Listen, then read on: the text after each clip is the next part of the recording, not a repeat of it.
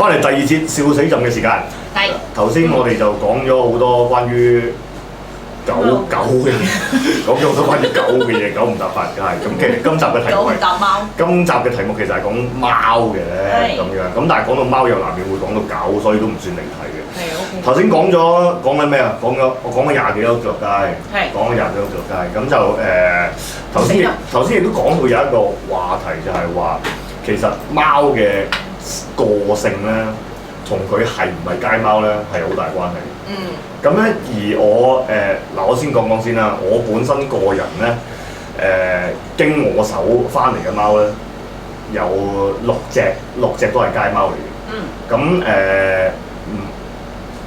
以前喺農場嗰啲就自來貓添啦，咁樣，咁所以亦都係本身係好有求生本能嘅一啲貓啦。咁我就其實就未遇過寵物貓嘅。咁但係咧，後來咧就受惠佢反而有啲係喺寵物店翻嚟嘅貓。咁我就留意到個分別啦，咁樣，或者你講個分別啦，你覺得兩者之間有咩分別咧？街貓聰明啲咯。寵物店嘅貓就比較奔放啲咯。奔放係咩意思？蠢啲咯，其實笨啲啊。係笨啲咯。同佢玩遊戲知㗎。你玩嗰啲即係揈來揈去嗰啲咧，即係家貓嘅話咧，好瘋狂㗎嘛。你都係街貓。我3隻都係街貓。自己執嘅。即係領養翻嚟嘅。唔係領養。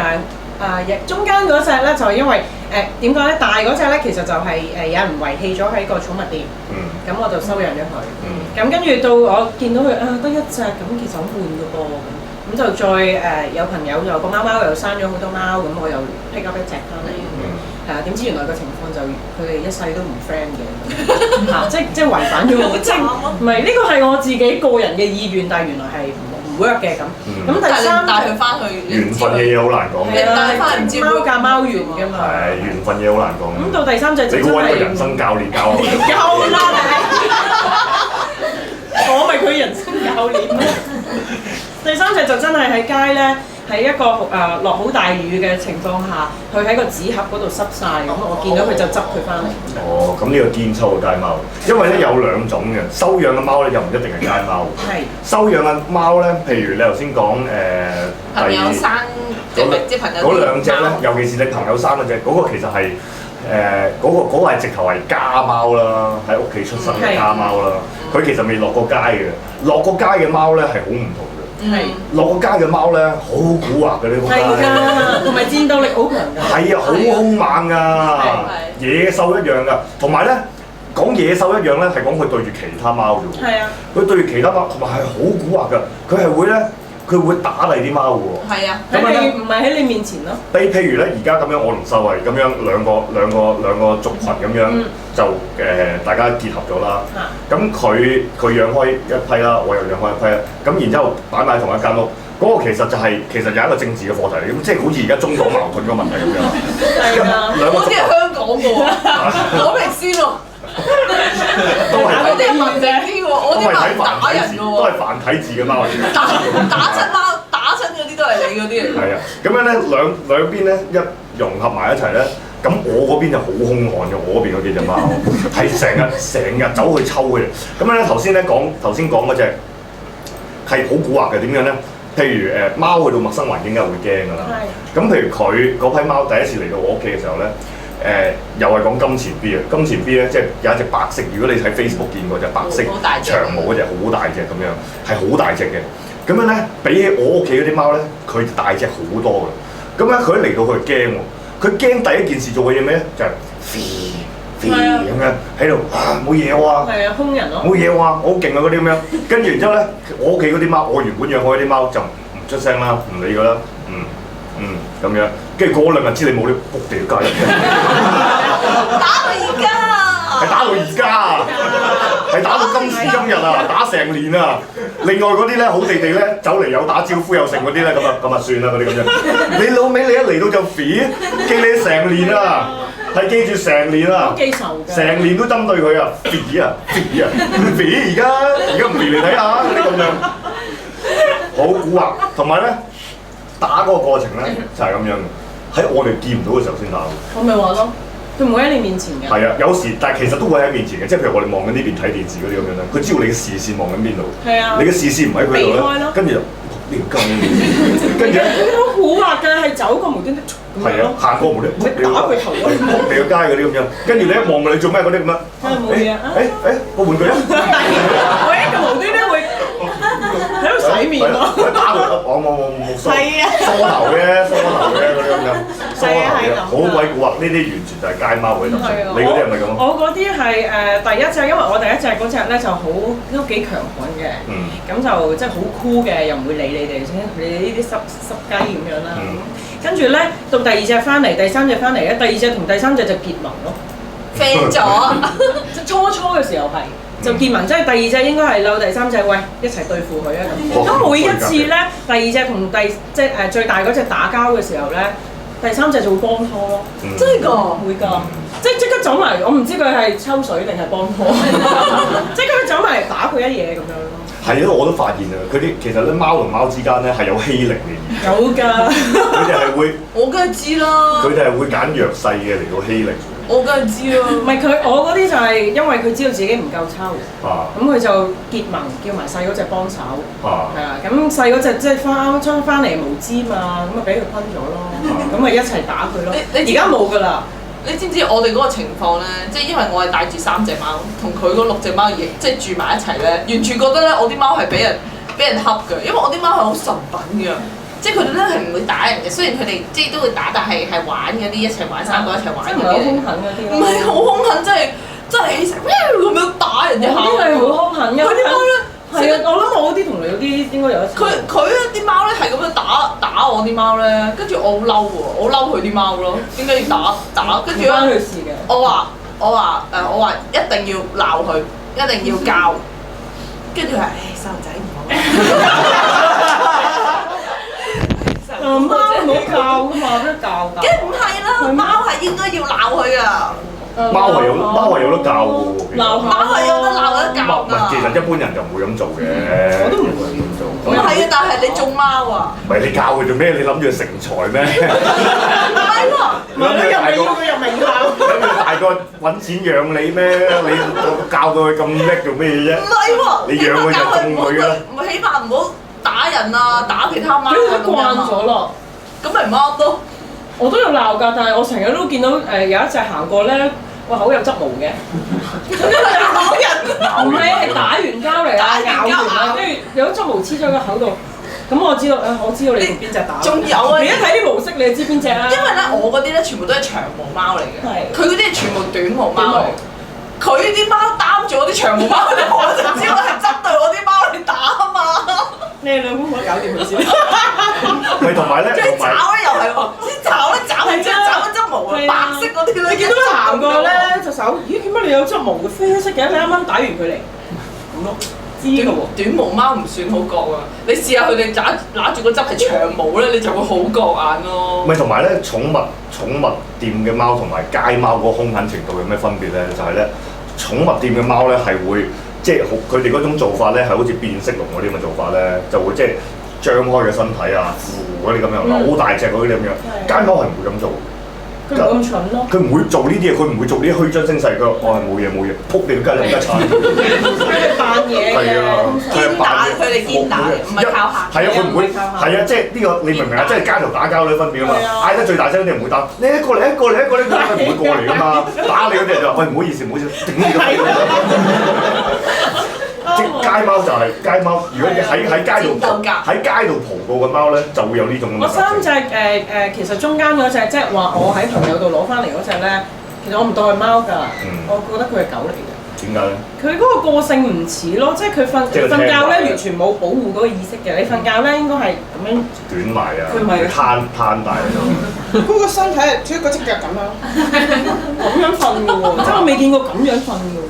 咁佢完全係冇嗰個意識咯。證明佢真係覺得好安全咯。佢好安全。佢覺得好歸屬感，好安全。同埋一叫佢就過嚟㗎啦，好似狗。唔係，我就係想講咧，又係要講羅敏莊同埋陳國邦。佢哋咧，我覺得佢哋其實我就覺得有少少黐線。佢咧係會佢哋會打貓嘅，佢哋會打貓嘅。其實我都會打少少。我打少少唔咯。係啊，呢個唔係最瘋狂，我都會打少少呢個唔係最瘋狂，佢哋會同隻貓講 sit 㗎，跟住隻貓真係坐喺度，sit 啊！唔準啦，嗰啲咁樣，跟住佢就真係唔喐喺度。跟住我心諗，哇！你平時佢真係 train 得 OK 咯。係咯，你平時咪電擊佢啊？點會咁樣啊？我又唔得啦。但係其實係教到嘅。係教到㗎。原來即係佢令我哋發現一件事，原來天性上係教到嘅，但係你唔會咁做咯。唔係啫，我又覺得要係教過。屌你不如養狗得意啦！係你要揾隻貓翻嚟，跟住等我變你做狗先。邊個話佢聽話就係變狗啫？狗係聽話㗎。咁你有啲地方係有。狗係聽話，你睇民建聯。但係我反對喎。啊！我覺得唔係隻貓都教到嘅。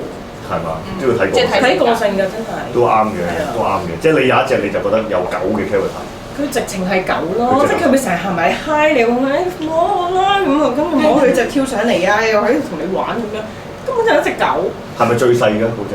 佢係中間嗰隻。佢係中間嗰隻。但係因為佢係攞翻嚟㗎嘛，佢冇喺街度佢冇喺街度蒲過。係啊。冇喺街度蒲過。但係佢又成日不自量力，佢漏抽咯。係，然後又俾人打到咬住啲毛嗰啲咯。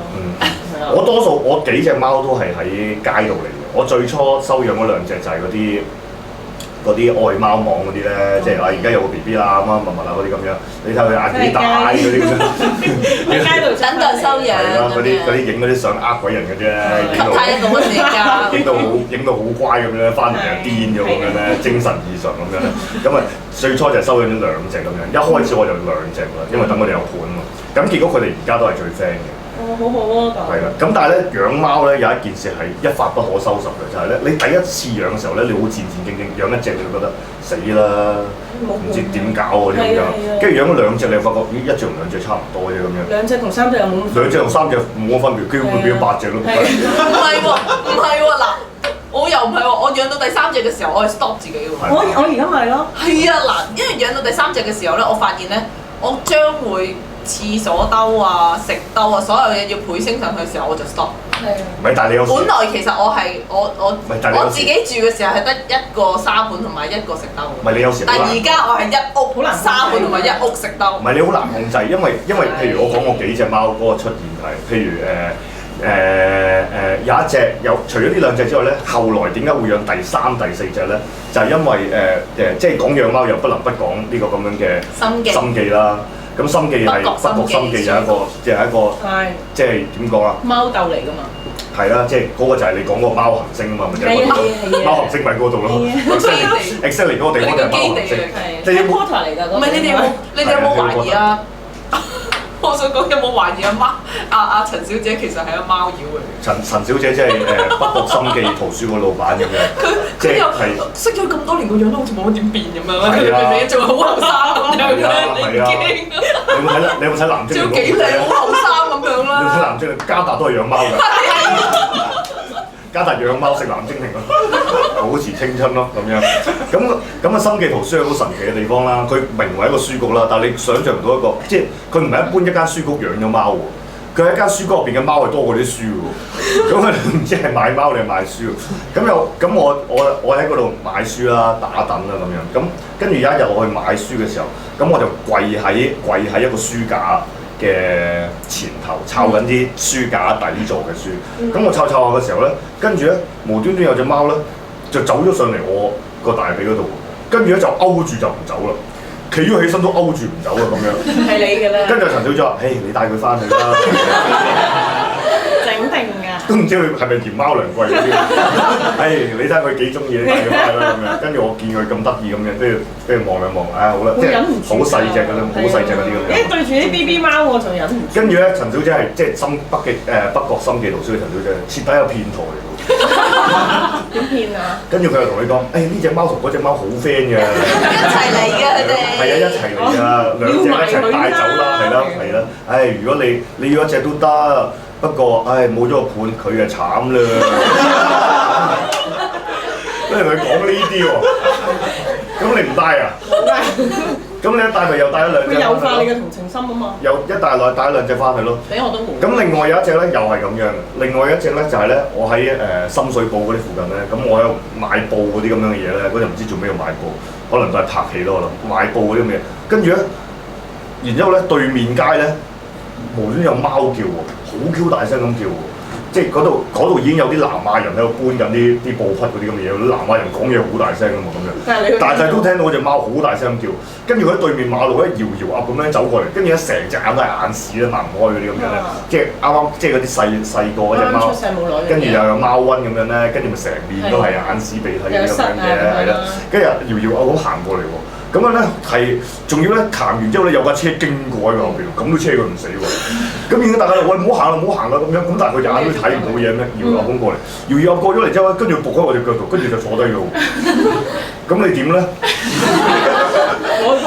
跟住唔係，我第二件事，跟住我就諗唔得啦，仆街！我屋企都4隻貓，點養啫？4隻同5隻都差唔多。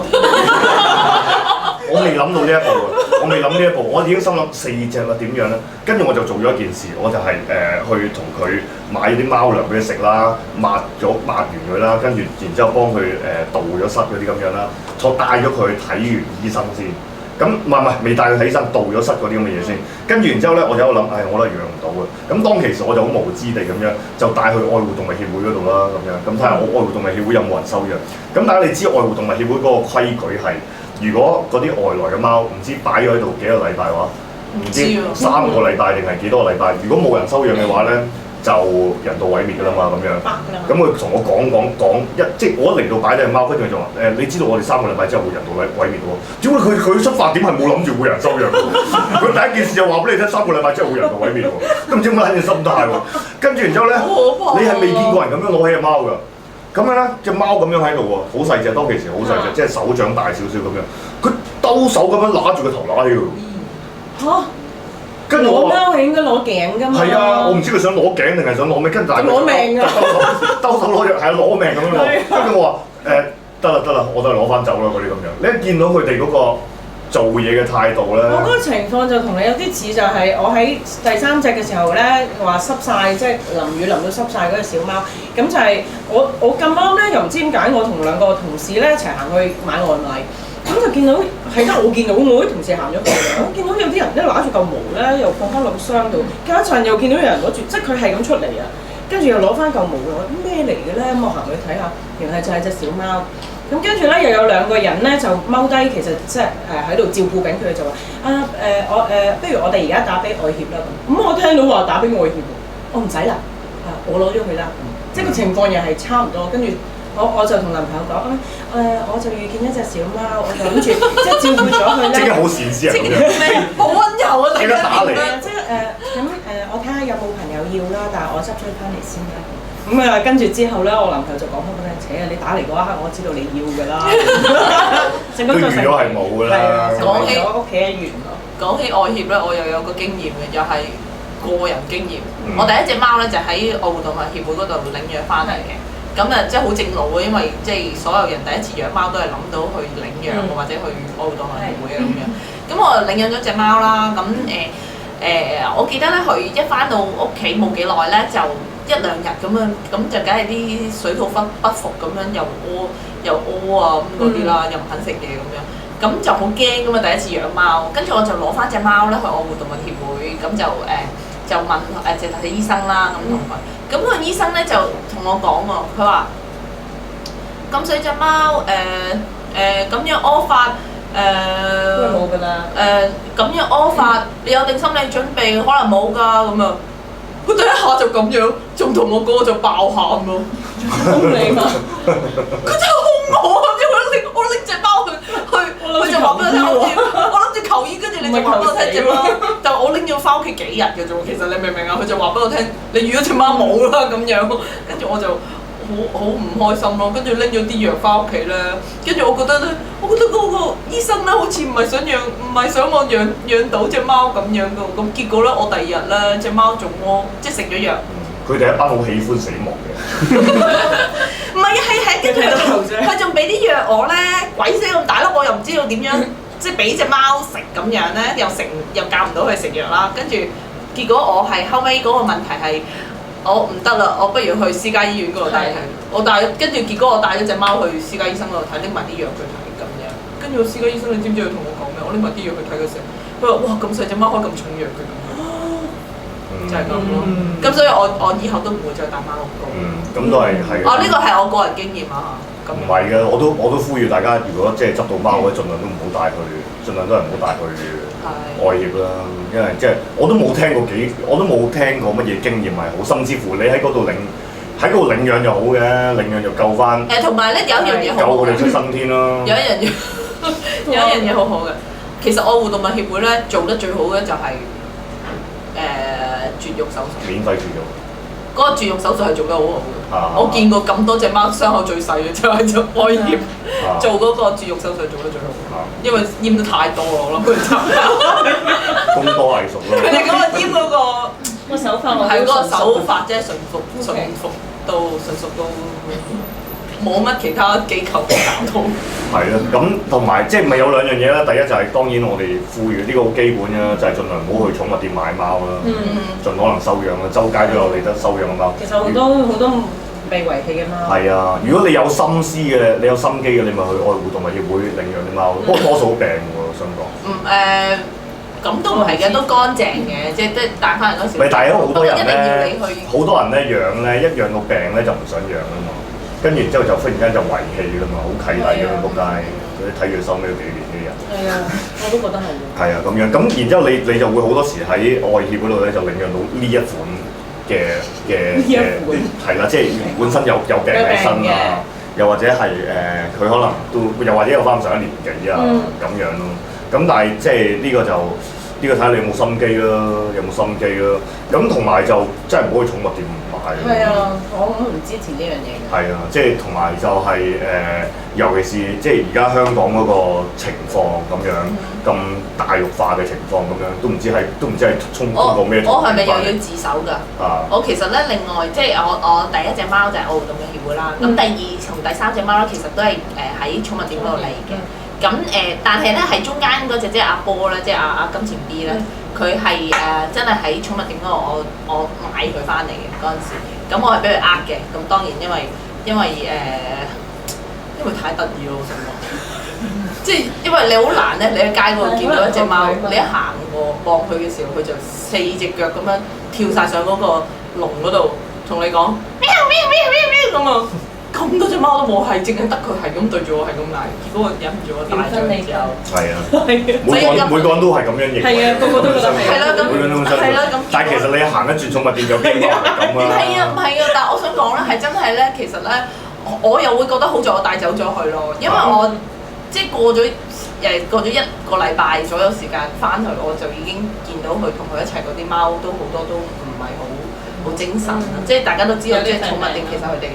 咁梗係當年我就唔係好知道，即係寵物店嗰個 concept 係點樣啦。咁但係後尾我就即係當然我都睇到，即係同即係金錢 B 一齊嗰啲貓嘅，如果冇人帶走、冇人買走就好係咯，即係好慘咁樣。咁而阿毛咧，即係我第三隻貓咧，就係一隻喺寵物店冇人要嘅貓嚟嘅，即係佢，但係佢都有啲品種嘅，咁但係佢係一隻冇人，即係冇人，你都知道，即係佢，但佢又養得大，但係冇人要，咁但係喺寵物店嗰度養大咗嘅貓就，即係係咯，即係受歡迎㗎啦嘛咁樣，咁我係咁嘅，即係咁嘅情況之後帶走咗佢嘅，因為我帶走阿毛嗰時候已經好大，我其實到而家都唔知阿毛幾多歲咯。但係佢哋應該有 record 㗎。咁佢又唔係真係當佢即係佢唔係好正式，又當佢名種貓咁賣俾我㗎嘛，即係佢唔係咁樣㗎嘛。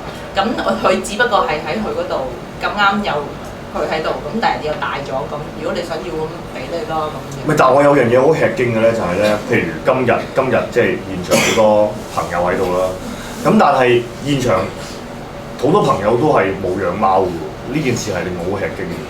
我想問點解？你嚟做咩嘛？喂，你第一首先你嚟做咩啦？係啊，二來咁都唔係嘅，你唔係咁一定係我哋話今日嘅題目係貓，佢哋又想養貓，以為呢會有得揀咧。你以為我哋會帶隻貓上嚟嘅？係啦，你哋有冇思考過呢一樣嘢咧？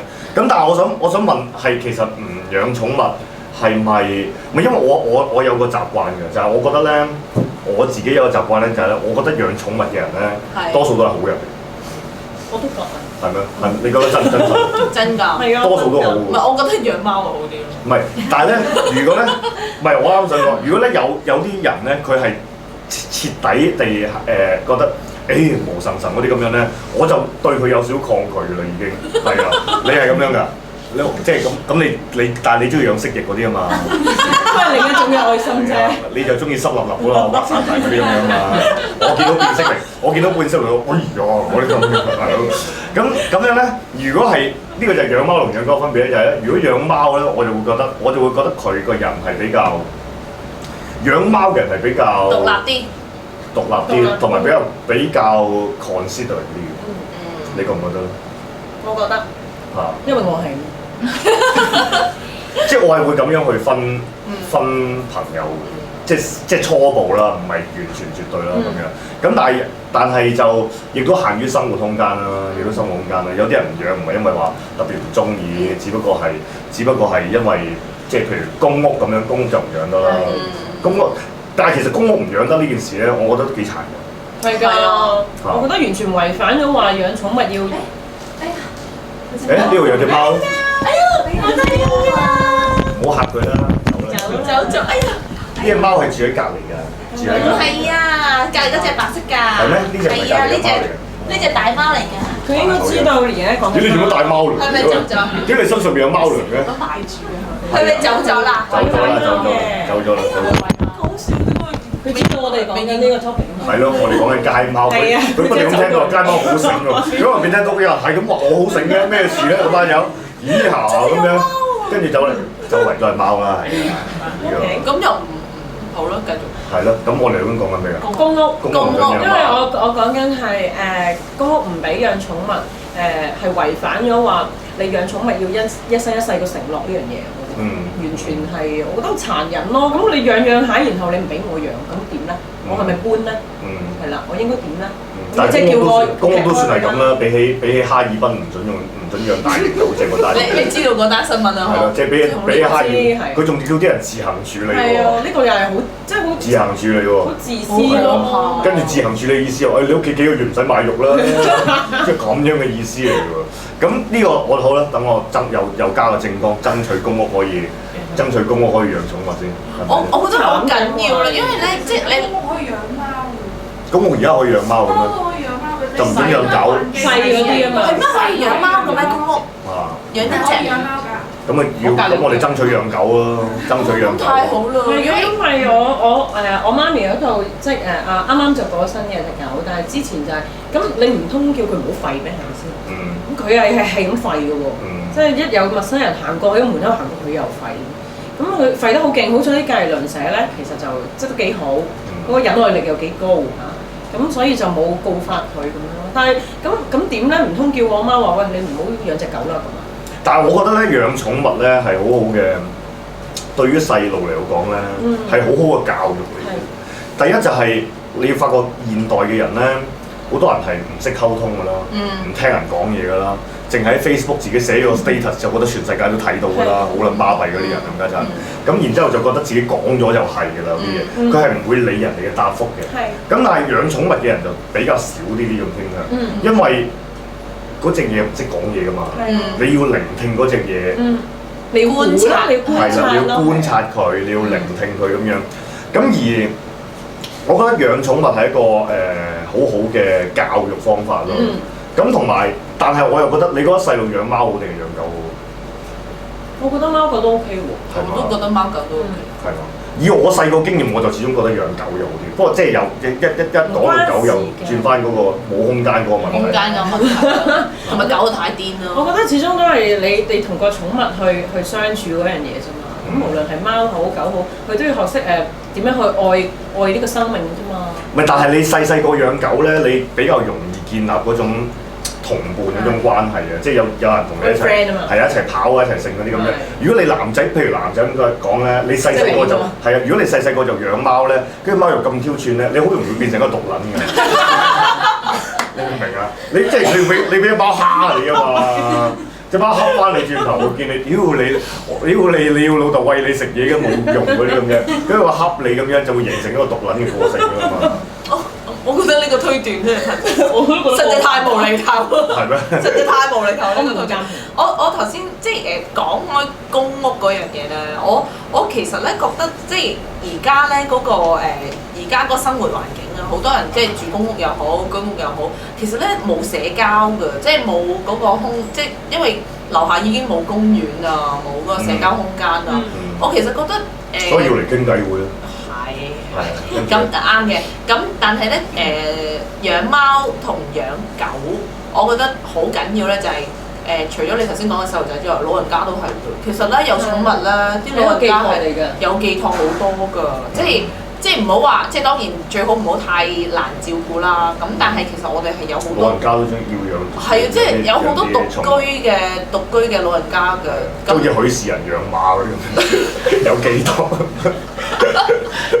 我見好多老人家都養馬。但我相信佢唔係住公屋㗎咯。養馬。即係你諗。禮拜六就去睇佢表現點樣。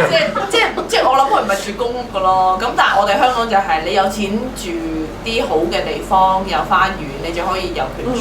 你就有權去養一啲寵物，但係咧你住公屋咧就要俾人管住嗰啲地方，你又唔可以養寵物，又即係貓貓狗狗都會即係係咯，仲要養貓養狗俾人扣分咯，又驚屋都冇，我覺得好冇人，好唔人道㗎其實。好，我哋好似講太多關於自己嘅嘢，我哋不如都係訪問一下文地貓。好啊。係啦，因為有花期嗰啲啊。係啦，我哋即係又回馬槍，忽然間講下你嘅創作啦。點啊？唔係，即係我哋頭先討論嗰樣嘢就係話，點解創作人比較中意養貓啦咁樣？咁可能我哋覺得佢聰明啲啊，我覺得佢多變啲啊。我覺得佢人性啲㗎。嚇！喺佢身上好似睇到好多怪嘢。但係與此同時，你嘅創作其實都好多程度上係圍繞貓。講貓係啊，因為其實我覺得咧，當我畫愛情嘢嘅時候咧，我覺得貓嗰個角色都好得意嘅。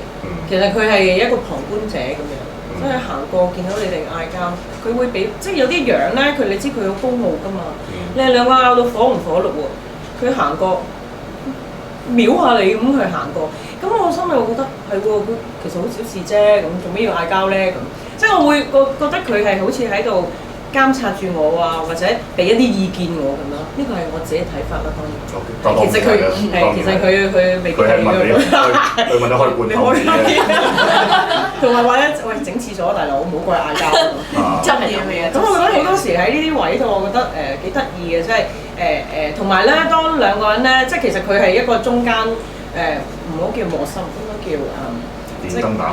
係啦，咁佢令到我哋嗰個關係有時明明好僵嘅，咁但係因為佢咁可能就大家嗌緊交，要緩衝翻有啲話題。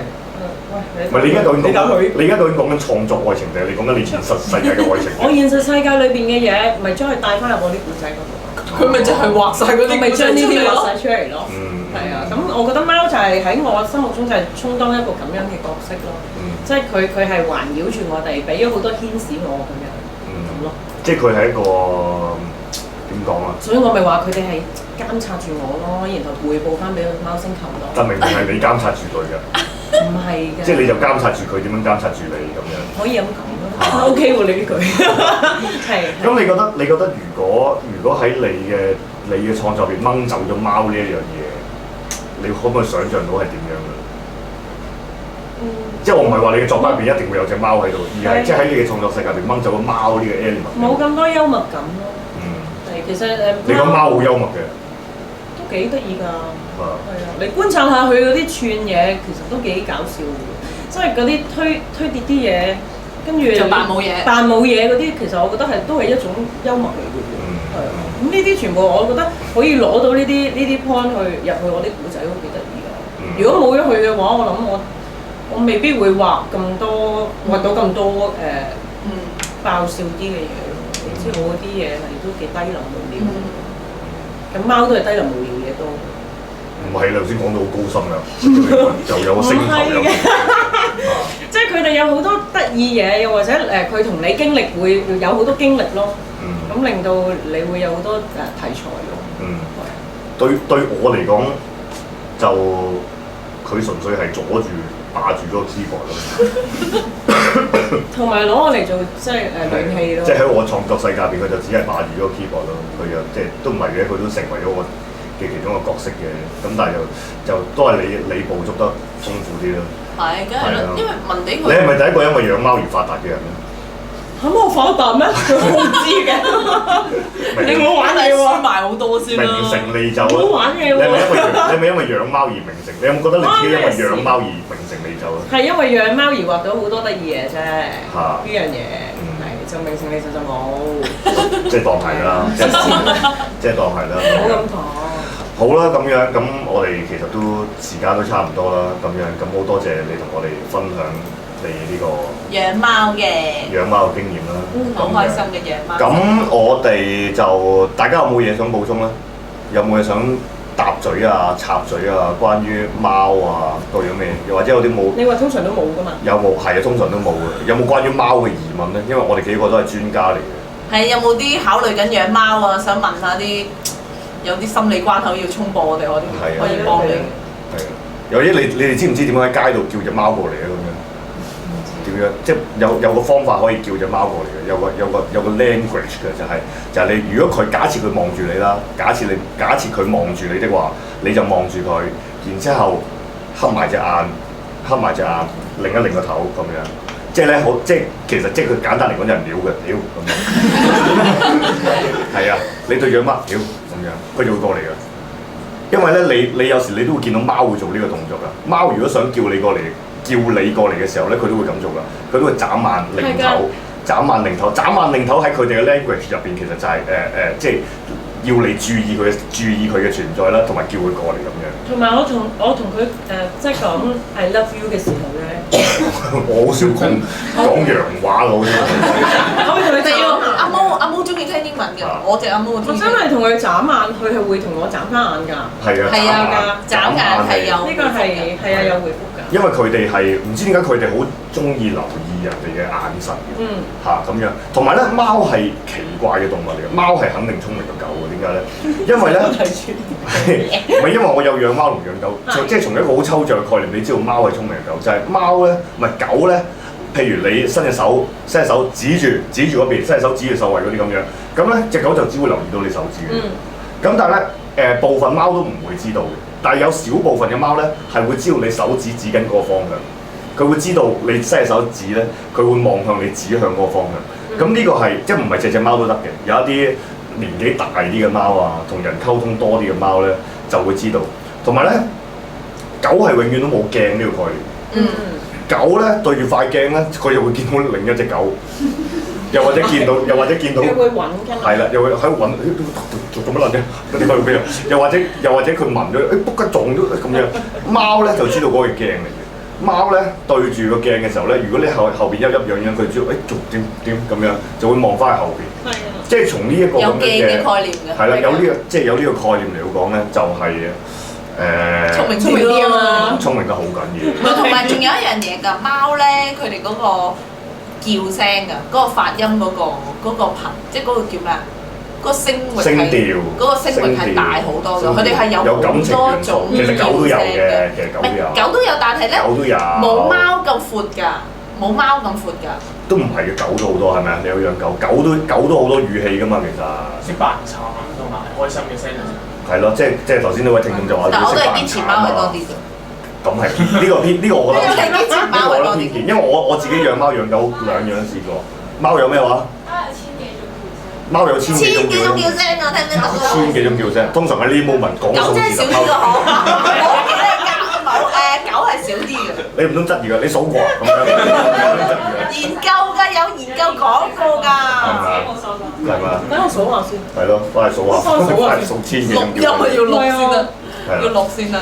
咁啊，關於不過我哋最主要唔係，我哋最主要就唔係分享啲知識啦，咁樣我哋都唔係生物專家啦，咁樣咁我哋都係分享下對貓嘅睇法、對貓嘅觀察，同埋即係幾個創作人由創作人嘅角度，雖然其實好少講創作㗎嘛，咁但係都主要講貓嘅壞話啦。主要係講貓啦，咁就好多謝今日各位嘅出席，咁就呢個節目係禮拜五，今日係4月13號。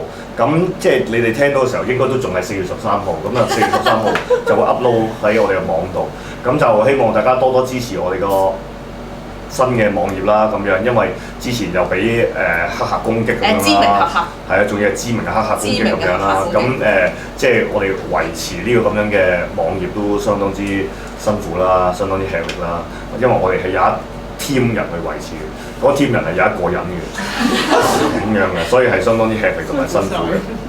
咁而另外就係、有冇啲活動要介紹啊？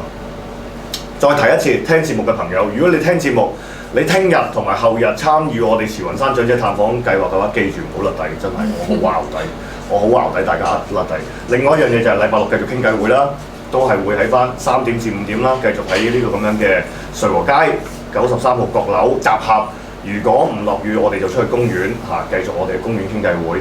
而禮拜日就喺西洋菜街做論壇啦咁樣。咁此外就下個禮拜嘅嘢就下個禮拜先決定啦。OK， 咁我哋下集就再思考下揾乜嘢嘉賓，諗一諗，度一度。下一集係依然會設有現場版嘅。咁至於下一集嘅報名方法係點樣呢？秀慧有冇諗頭呢？未啊？未，咁就不如就求其出個 post 就算啦，咁樣嚇，總之係啦，搞笑為主咯，都係啦，都係係。搞笑為主啦，咁樣咁啊去笑死朕出翻，去笑死朕嘅 group 就出翻個搞笑嘅 post，咁我哋有專業嘅挑選觀眾嘅人員就會團隊就會又係挑選翻15位嘅朋友就嚟出席我哋下個禮拜下個星期五繼續都係8點鐘嘅現場版笑死朕，多謝各位。